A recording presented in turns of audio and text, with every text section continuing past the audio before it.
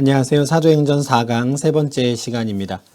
5장 17절부터 42절까지 말씀을 볼 텐데요. 사도행전 5장 1절부터 16절까지에서는 아나니아와 삽비라가 성령을 속이는 그 거짓말을 함으로 처음으로 지금 초대교회 내부에서 아주 큰 시험거리가 있었지만 그 위기를 잘 극복한 이후에 사도들이 계속해서 민간에 많은 표적과 기사를 보여주며 하나님의 말씀을 열심히 전파하였다라는 내용이 기록되어 있었습니다.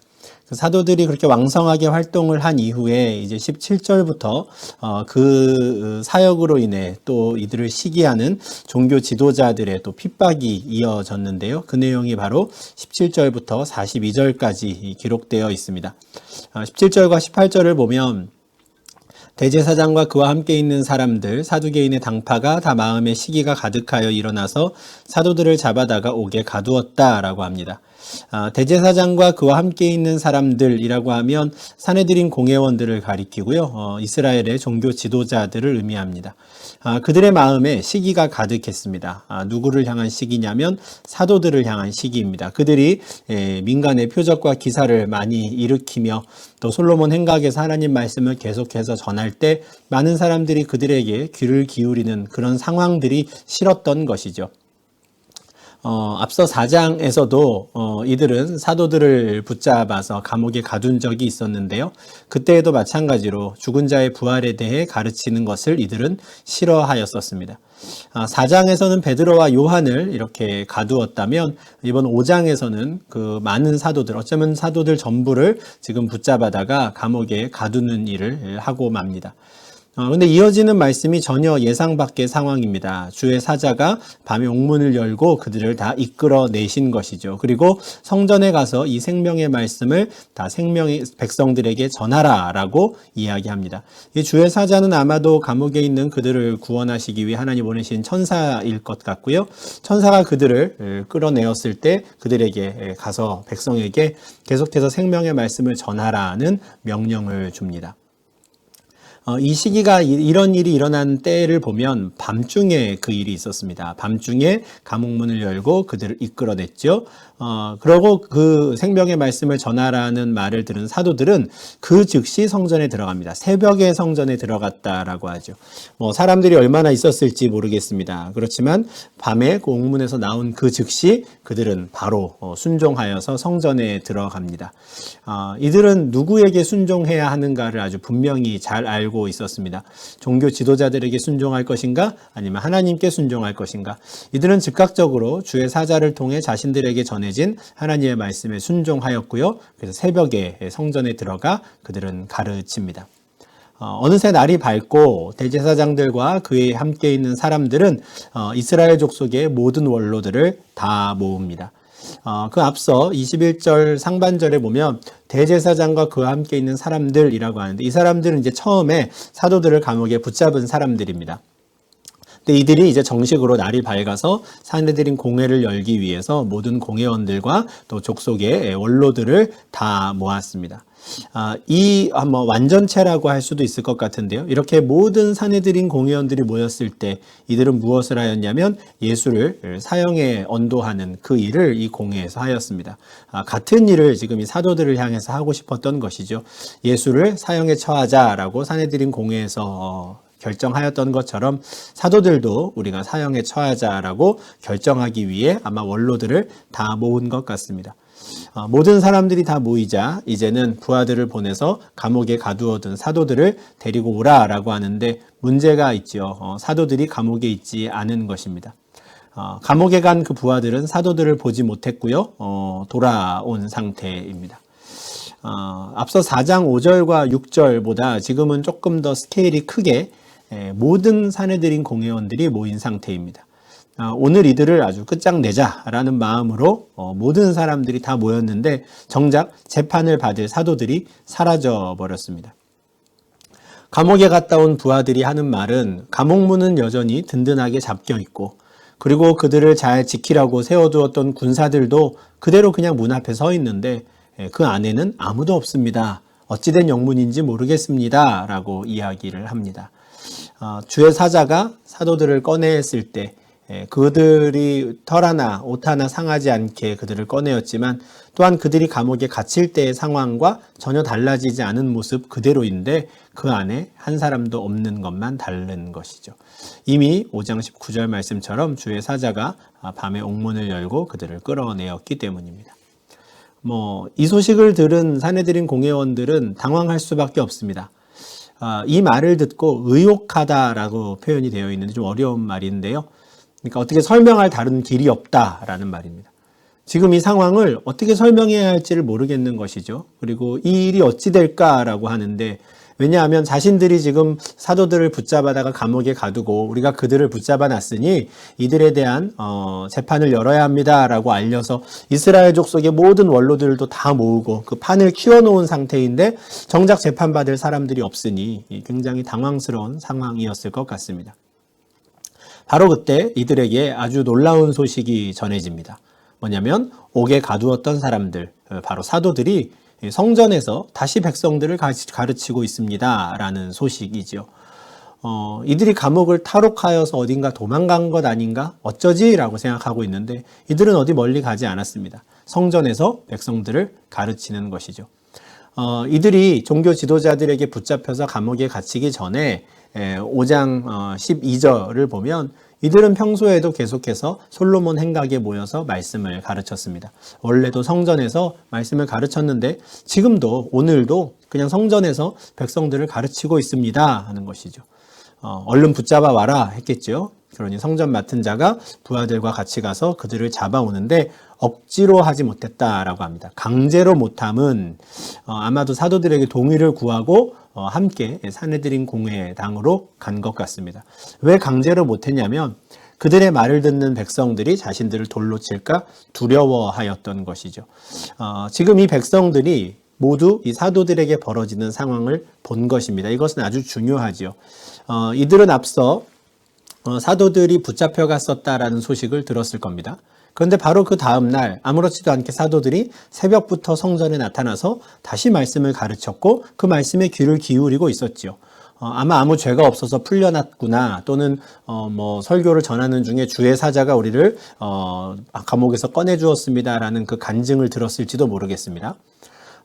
더욱더 백성들의 마음에는 사도들은 지금 하나님의 사람들이고 예수 그리스도의 제자로서 마땅히 할 일을 한다라는 어떤 지지를 얻어가고 있는 상황입니다. 그러하다 보니 종교 지도자들이 다시 한번 이들을 붙잡아 갈 때에 감히 백성들이 돌로 칠까 두려워서 억지로 하지 못했다라는 것이죠. 이제 사내들인 공회에서 재판이 벌어질 텐데 이제는 더욱더 모든 백성들이 이 공회의 결정을 주시하는 상황이 되었습니다. 아마 사내들인 공회의 입장에서도 굉장히 부담스러운 상황이 된 것 아닌가 싶습니다. 사도들을 공회 앞에 끌고 오자 공회의 의장인 대제사장은 이렇게 묻습니다. 우리가 이 이름으로 사람을 가르치지 말라고 엄격히 금하지 아니하였느냐? 너희가 왜 이를 계속하느냐라고 합니다. 요 28절을 한번 보시면요. 제가 빨간색으로 표시해 둔 부분에 이제 이 이름으로라는 말이 있는데 밑에서 두 번째 줄 보시면 이제 오타가 났네요. 이 사림이 아니라 이 사람입니다. 이 사람의 피라고 되어 있습니다. 그러니까 이 이름, 이 사람 이런 식으로 이 대제사장은 지금 예수님의 이름을 이야기하지 않습니다. 더욱더 싫어진 그 이름인 것이죠. 자기가 그냥 입에 올리기도 싫은 겁니다. 이 이름으로 사람을 가르치지 말라고 하지 않느냐? 왜 이렇게 하느냐라고 하죠. 앞서 4장에서 처음에 베드로와 요한을 감옥에 가두고 불러들였을 때 거듭해서 경고했었죠. 도무지, 다시 말해서 절대로 예수의 이름으로 말하지 말라라고 했습니다. 21절에서 이들을 풀어줄 때에도 위협하여서 절대 이 일을 하지 말라라고 하였어요. 근데 너희들이 왜 내 말을 무시하고 우리의 말을 무시하고 계속해서 그 일을 하느냐라고 책망하는 것이죠. 혹시 너희가 원하는 것이 이 사람의 피, 예수의 피를 우리에게 돌리고자 함이 아니냐. 지금 예수가 그 죽임 당한 것을 우리 책임으로 돌리려고 하는 것 아니냐라고 이야기하는 겁니다. 많은 사람들이 지금 이 공회의 재판을 주시하고 있어서 그런지 대제사장은 지금 이 앞서 예수 그리스도의 죽음의 책임 소재에 대해서 이야기를 합니다. 우리는 죄가 없다. 우리는 마땅히 할 일을 하였고 예수는 마땅히 십자가형에 처해질 만한 사람이었다라는 것을 강조하고 싶은 것이죠. 너희는 혹시 계속해서 우리가 잘못한 것을 지적하고 우리에게 그 피값을 돌리려고 하는 건 아니냐라고 정치적인 어떤 책임을 지지 않으려는 생망조로 이야기를 시작합니다. 근데 어쩌면 이 사람들은 자신들이 이미 했던 이야기를 잊어버린 것 아닌가 싶습니다. 이들이 예수님을 사내들인 공회에 세워서 사형에 처하기로 결정하고 그를 본디오 빌라도에게 데려갔을 때 빌라도는 거듭해서 예수에게서 난 아무런 죄를 찾지 못하겠다라고 하였습니다. 그렇지만 계속해서 이 공회원들과 공회원들에게 선동을 받은 모든 예루살렘 사람들, 이스라엘 사람들이 예수를 죽이라라고 하자 빌라도는 나는 이 사람의 피에 대하여 무죄하니 너희가 당하라 라고 한 적이 있고요. 이 말을 듣고 백성들이 이렇게 대답했습니다. 예, 좋습니다. 그 피를 우리와 우리 자손에게 돌리십시오 라고 한 적이 있어요. 근데 이 말을 잊어버렸던 것 같습니다. 사도들이 너희가 우리 하지 말라고 한 말을 계속 전하고 있는데 혹시 예수의 피값을 우리에게 물으라고 지금 하고 있는 것 아니냐? 그것은 부당하다라고 이야기를 하는 것이죠. 그렇지만 베드로와 또 다른 사도들은 이 대제사장과 이 사내들인 공회의 이 위압적인 태도에 전혀 주눅들지 않습니다. 다시 한번 이들은 사람보다 하나님께 순종하는 것이 마땅하니라 라고 고백합니다. 처음 이들 앞에 붙잡혀 왔을 때에도 이들은 우리가 하나님 앞에서 너희 말을 듣는 것이 하나님 말씀 듣는 것보다 옳은가 판단하라 라고 한 적이 있었어요. 이 종교 지도자들은 계속해서 그 사람의 이름을 이야기하지 말라라고 하였는데 바로 그날 밤에도 그 전날 밤에도 주의 사자가 사도들을 찾아와서 지금 당장 성전에 가서 그 복음을 전하라 라고 한 것이죠. 종교 지도자들은 하지 말라 하고 주의 사자는 복음을 전하라 하는 상황입니다. 이때 우리가 누구에게 순종하는 것이 옳으냐? 너희가 판단해봐라 라는 겁니다.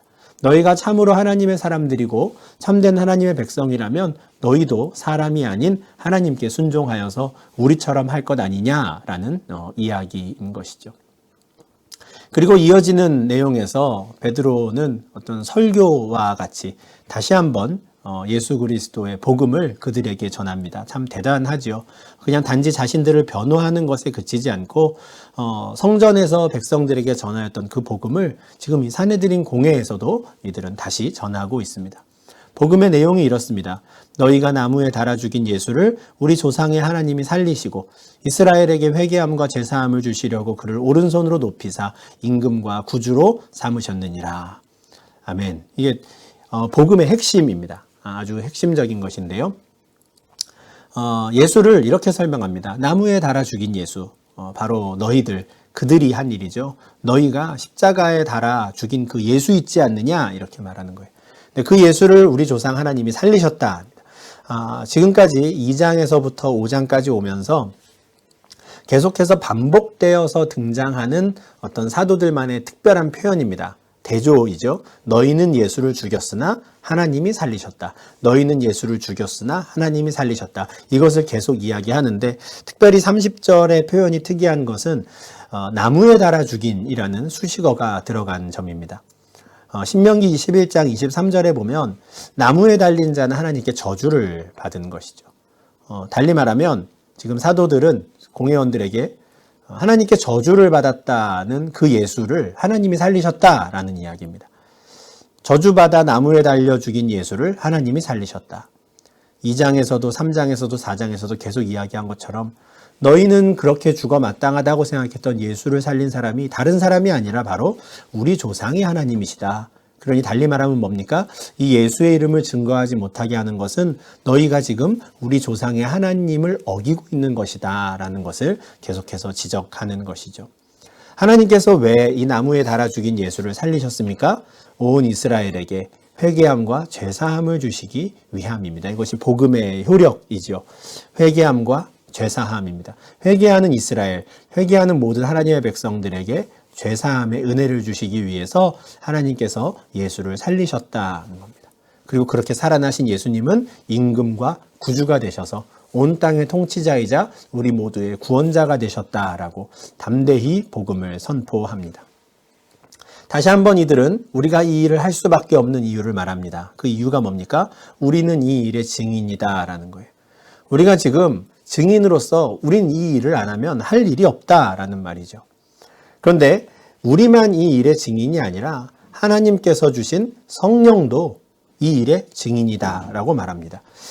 사도들이 자신들만이 아니라 성령도 이 일의 증인이다 라고 생각한 것은 이후에 등장하는 여러 성경의 표현들, 특별히 예수님께서 직접 하신 말씀과도 아주 긴밀하게 연결되는 이야기인데요.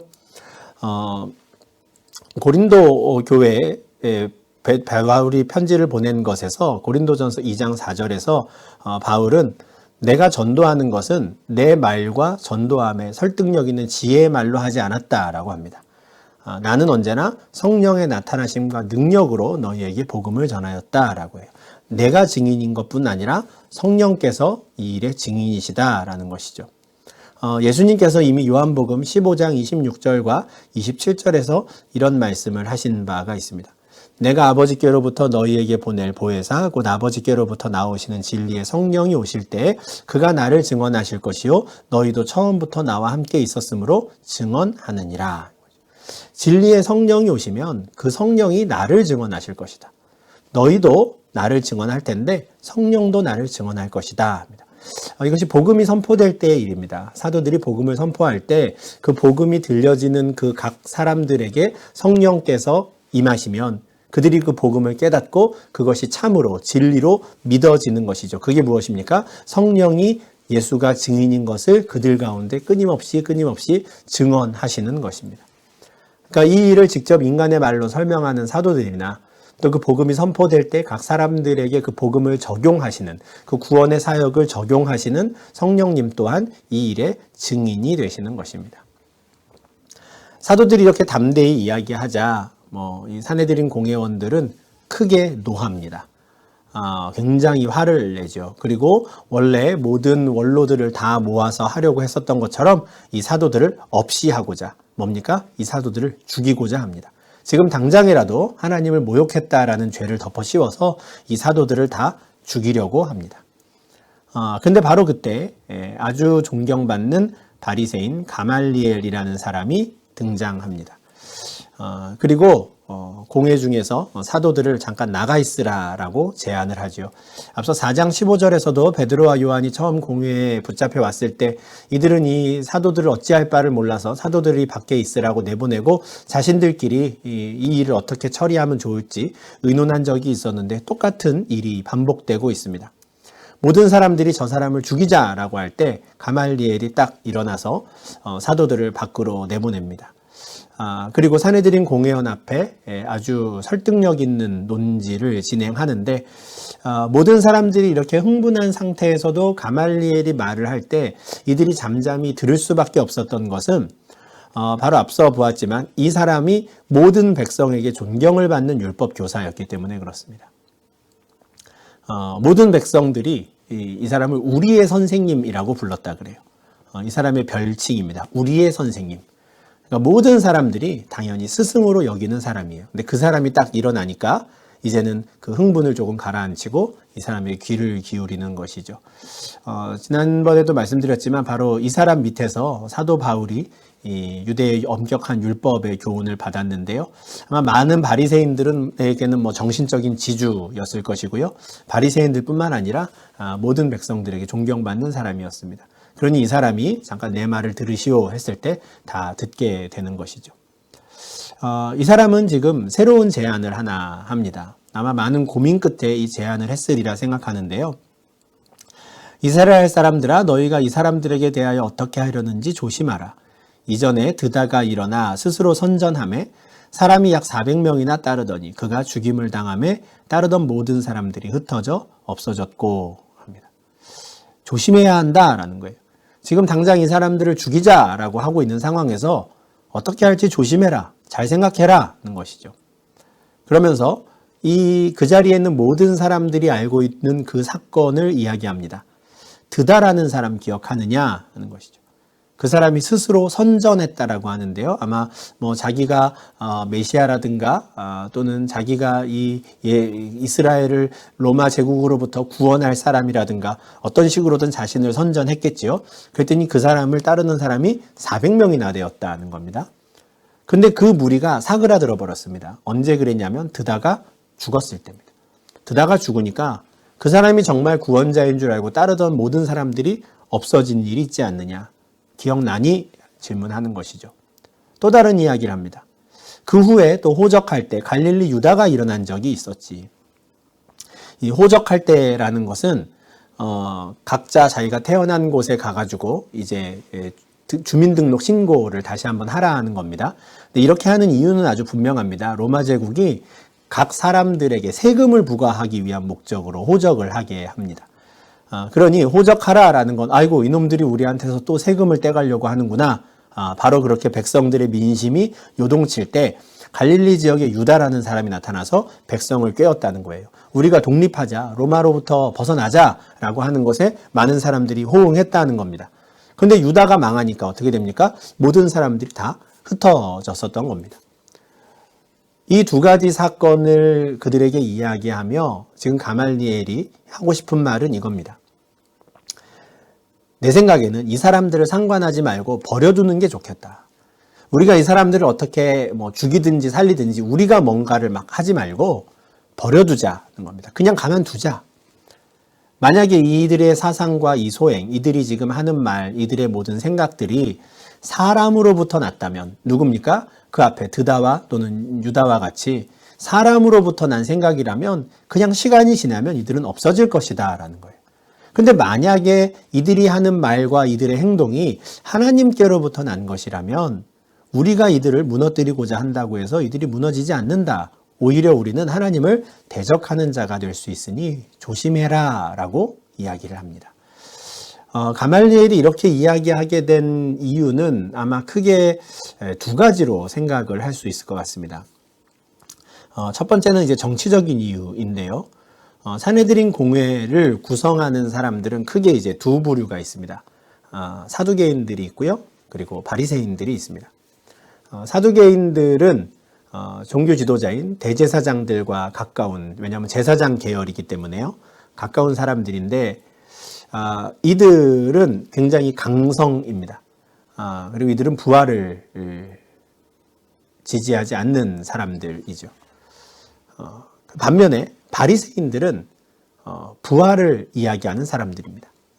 그리고 율법 교사, 누구보다도 우리가 하나님의 말씀을 잘 알고 있다라고 생각하는 사람들입니다.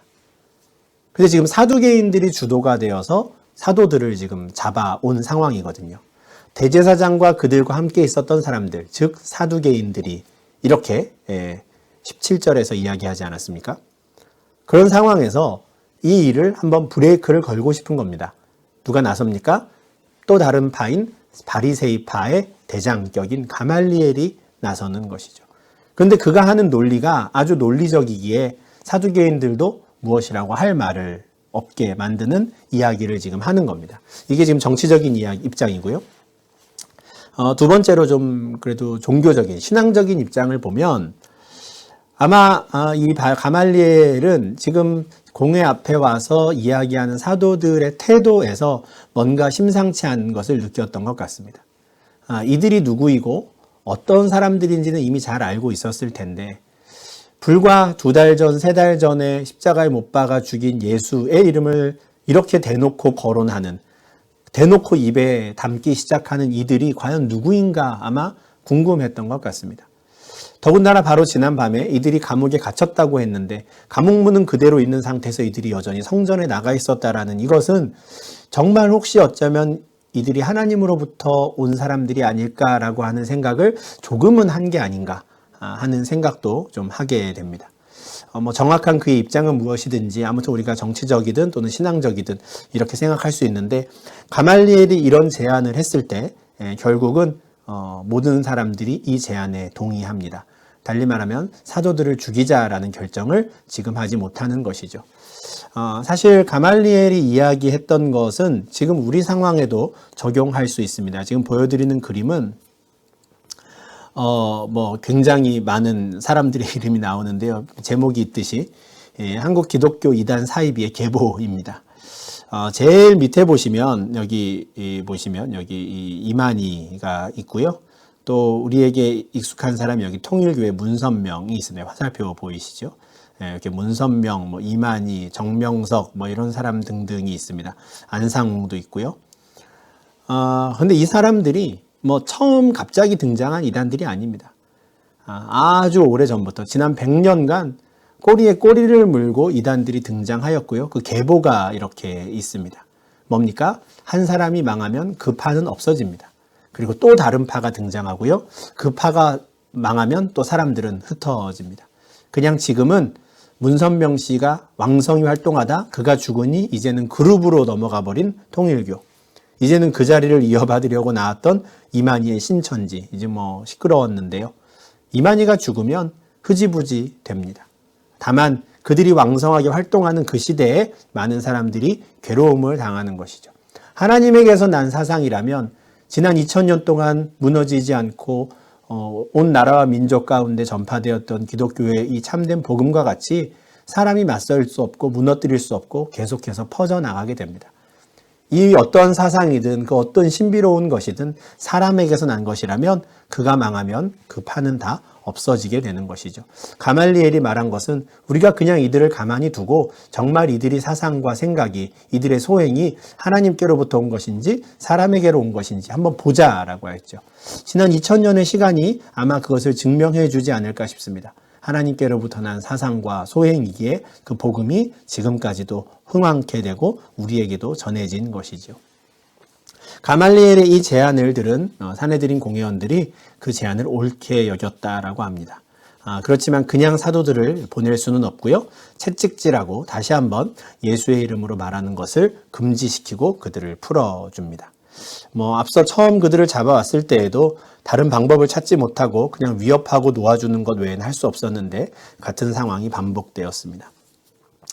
풀려난 사도들이 좀 주눅들어서 다시는 그런 일을 안 했다면 산헤드린 공회 입장에선 참 좋았을 텐데 이들의 반응은 전혀 다릅니다. 이들은 오히려 그 이름, 예수의 이름을 위하여 능욕받는 일에 합당한 자로 여기심을 기뻐합니다. 어떻게 이렇게 가능할까? 이게 참 성령이 주신 권능인데요. 채찍질을 심하게 당한 이후에 이들은 기뻐하며 공회 앞을 떠납니다. 마태복음 5장 10절에서 예수님께서 의를 위하여 박해를 받은 자는 복이 있나니 천국이 그들의 것임이라 라고 하신 적이 있는데 좀 이 말씀이 이들에게 생각나. 우리가 의를 위하여 박해받는 자가 되었다니, 우리가 이런 능욕을 받는 자가 되었다니, 이제는 천국이 우리 것이구나 라고 기뻐한 것 아닌가 싶습니다. 이들이 기쁨 가운데 나오니 더더욱 이들은 어떻게 됩니까? 날마다 성전에 있든지 집에 있든지 예수는 그리스도라고 가르치기와 전도하기를 그치지 않습니다. 산헤드린 공회원들은 계속 하지 말라 하고 있고, 그러나 사도들은 오히려 능욕당함을 기뻐하며 하늘의 복이 우리에게 있음을 알고 끊임없이 예수는 그리스도라고 전하는 것을 쉬지 않습니다. 왜냐하면 이들은 사람에게 순종하는 것보다 하나님께 순종하는 것이 옳다고 판단했기 때문입니다. 사실은 요 4장과 5장에 이어지는 내용을 보면 그냥 이렇게 말씀을 이렇게 따라가다 보면 그렇지 이렇게 하나님께 순종해야지, 또 증인으로서의 사명을 감당해야지 라고 생각하고 넘어갈 수 있는데, 사실은 좀 근본적인 좀 고민 또는 좀 질문을 한번 던져보면 좋겠습니다. 제가 타이틀을 이렇게 잡았는데요. 세상 권세자들을 어떻게 바라볼 것인가 하는 겁니다. 종교 지도자들, 산헤드린 공회는 당시 이스라엘의 최고 지도자들입니다. 그들은 정치, 사회, 경제 모든 것을 그들이 결정합니다. 지금의 행정부, 입법부, 사법부의 모든 권한이 그들에게 다 있었던 것이죠. 그런데 그들의 결정에 지금 사도들은 순종하지 않습니다. 지금으로 말하면 국가의 권위에 순종하지 않는 것이거든요. 과연 이게 타당한가, 괜찮은가 하는 것이죠. 사도 바울은 로마서 13장 1절과 2절에서 각 사람은 위에 있는 권세들에게 복종하라 라고 말합니다. 이 한 구절을 딱 말씀을 지금 사도행전 5장에 딱 대입을 하면 사도들의 모습은 이것에 합당하지 않습니다. 위에 있는 권세들, 종교 지도자들에게 복종해야 하는데 이들은 그렇게 하지 않는 것이죠. 근데 바울이 한 말을 좀 더 보면 이렇습니다. 권세는 하나님으로부터 나지 않음이 없나니 모든 권세는 다 하나님께서 정하신 바라. 그러므로 권세를 거스르는 자는 하나님의 명을 거스름이니 거스르는 자들은 심판을 자취하리라. 이 권세를 거스르는 자, 세상 권세자들의 말을 듣지 않는 것은 하나님의 명을 거스르는 것이다. 이렇게 이해가 됩니다. 더 궁금해집니다. 사도들이 사도행전 5장에서 보인 태도가 합당한가 궁금한데요. 사실 오늘 5장에 등장하였던 사도 베드로 본인도 베드로전서 2장 13절과 14절에서 이렇게 말합니다. 인간의 모든 제도를 주를 위하여 순종하되 혹은 위에 있는 왕이나 혹은 그가 악행하는 자를 징벌하고 선행하는 자를 포상하기 위하여 보낸 총독에게 하라. 인간의 모든 제도에 순종해야 한다라는 거예요. 왕에게도 순종하고 총독에게도 순종해야 한다는 겁니다. 고개가 좀 갸우뚱해지는 상황인데요. 사실 이런 입장은 종교개혁 이후에 우리가 개혁파라고 하는 지금 우리의 신앙의 뿌리로 여기고 있는 그 개혁파 신앙 고백에서 일관되게 이어져 오는 태도입니다. 우리가 벨직 신앙 고백서 공부할 때에도 내용을 보았지만 벨직 신앙 고백서 36조 시민정부라는 내용에서 우리는 이렇게 고백합니다. 우리는 인간의 타락 때문에 은혜로우신 하나님께서 왕들과 군주들과 공직자들을 임명하셨다는 것을 믿는다. 하나님께서는 사람들의 방탕함이 억제되고 모든 것이 선한 질서로 그들 가운데서 행해지게 하기 위해 세상이 법률과 정책에 의해서 다스려지기를 원하신다. 하나님이 저 권세자들을 임명하셨다고 믿는다라는 거예요. 그러니 어떻게 됩니까? 당연히 그들에게 순종해야 하는 것이죠. 이어지는 내용도 그렇습니다. 그러니 모든 사람들은 자신의 사회적 신분이나 조건이나 계급을 막론하고 공직자들에게 다스림을 받아야 한다. 세금을 부과하면 세금을 내야 한다. 그들을 존중해 주어야 한다라는 것이죠. 또한 우리는 그들을 위해 기도해야 한다라고 해요. 왜냐하면 그들이 하나님께서 주시는 그 지혜 가운데 잘 나라를 다스려야 우리가 조용하고 평화롭게 신앙생활을 할 수 있다라는 것이죠.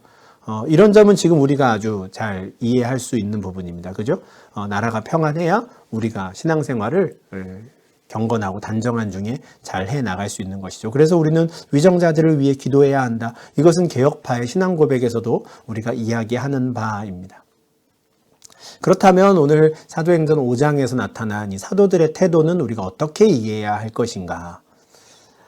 사실은 이 사도들은 성경에서 계속해서 일관된 이야기를 합니다. 우리가 앞서 보았지만 세상 권세자들을 순종하고 그들을 존경하라, 그들을 존중하라 라고 말합니다. 예수님께서도 가이사의 것은 가이사에게, 하나님의 것은 하나님에게 바치라 라고 하셨듯이 사도들도 마찬가지로 조세를 받을 자에게 조세를 바치고 관세를 받을 자에게 관세를 바치라 라고 합니다. 로마서 13장 7절에서 바울은 두려워할 자를 두려워하며 존경할 자를 존경하라라고 이것을 구분합니다. 13장 1절에서 위에 있는 모든 권세들에게 복종하라라고 한 다음에 국가 권세에 대한 이야기를 이렇게 마치는 것이죠. 두려워할 자를 두려워하며 존경할 자를 존경하라. 그럼 두려워할 자와 존경할 자가 누구인가? 이에 대해서는 우리가 베드로전서 2장 17절에서 찾을 수 있습니다. 베드로는 성도들은 무사람을 공경하고 형제를 사랑해야 한다라고 말합니다.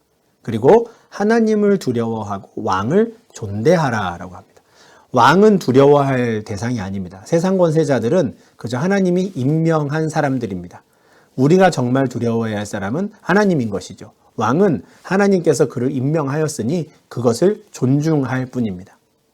그러고 보면 앞서 2장 13절에서 베드로가 인간의 모든 제도를 순종해서 왕에게도 순종하고 총독에게도 순종하라라고 할 때 대전제가 하나 붙어 있었습니다. 무엇이냐면 주를 위하여 순종하는 겁니다. 우리는 세상 권세자들에게 순종해야 합니다. 그러나 그것은 그들을 위한 순종이 아닙니다.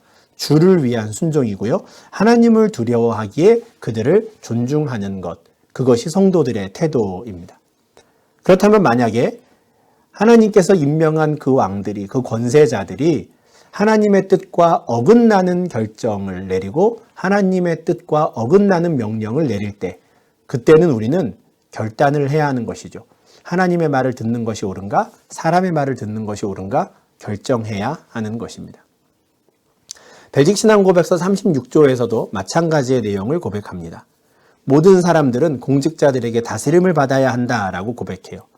그러나 그들의 모든 말이 아니라 어떻습니까? 하나님의 말씀과 일치하는 모든 일에 대해서 그들에게 순종합니다. 만약에 그들이 하나님의 말씀과 일치하지 않는 것을 명령한다면 어떻게 합니까? 우리는 하나님의 말씀을 따르는 것을 결정해야 하는 것이죠.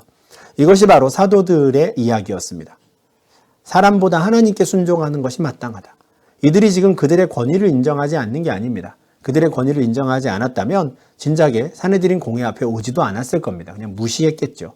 그러나 그들은 세상 권세자들에게 주신 하나님의 권위를 인정합니다. 그래서 그들 앞에서 신실하게 자신들을 변호하는 것이죠. 그런데 그들이 하는 말 무엇입니까? 예수의 이름을 전하지 말라라고 하는 그것은 지금 자신들 입장에서는 판단해야 하는 사안이 된 것입니다. 뭡니까? 하나님의 말씀과 정면으로 대치되는 이야기거든요. 분명히 주의 사자들은 자신들에게 지금 당장 성전에 가서 이 복음을 전하라고 하였는데 이들은 하지 말라고 합니다. 그러니 이들은 이제는 결정해야 하죠. 두려워할 자를 두려워하고 존중할 자를 존중하는데 이제는 어떻게 할 것인가? 우리는 하나님께 순종하기를 결정하였다라고 사도들은 이야기합니다. 그 대가가 무엇입니까? 그 대가는 핍박이죠. 채찍질을 당합니다. 그러나 우리가 하나님께 순종하기 위해서 내린 그 결정으로 인해 오는 그 핍박을 이들은 달게 받으며 오히려 기뻐한 것이죠. 우리에게 하늘의 상이 크겠구나. 우리가 사람이 아닌 하나님께 순종함으로 하나님께서 기뻐하시겠구나라는 것으로 이들은 더욱더 담대히 날마다 예수가 그리스도이신 것을 증언한 것입니다. 우리가 지금의 이 시대에서도 우리는 이런 지혜가 필요합니다. 세상 권세자들에게 하나님께서 주신 그 권한, 권위를 우리는 존중해야 합니다. 그리고 우리가 한 나라의 시민으로서 마땅히 해야 할 일들을 해야 합니다. 그런데 어느 순간 만약에 이 국가와 또는 세상 권세자들이 하나님의 말씀에 위배되는 것을 명령하고 위배되는 결정을 내릴 때 그때 우리는 고민하고 결단해야 하는 것이죠. 하나님께 순종하는 길을 언제나 택해야 하는 겁니다. 세상 권세자들은 두려워할 자들이 아니라 존중할 자들입니다. 우리가 두려워할 분은 오직 여호와 하나님이신 것이죠. 이것이 이 땅을 살아가는 하늘의 시민권자이자 동시에 한 나라의 시민으로서 두 가지의 시민권을 가지고 살아가는 하나님의 백성들이 늘 기도하고 고민해야 하는 일입니다. 깨어서 잘 분별해야 하는 상황인데요.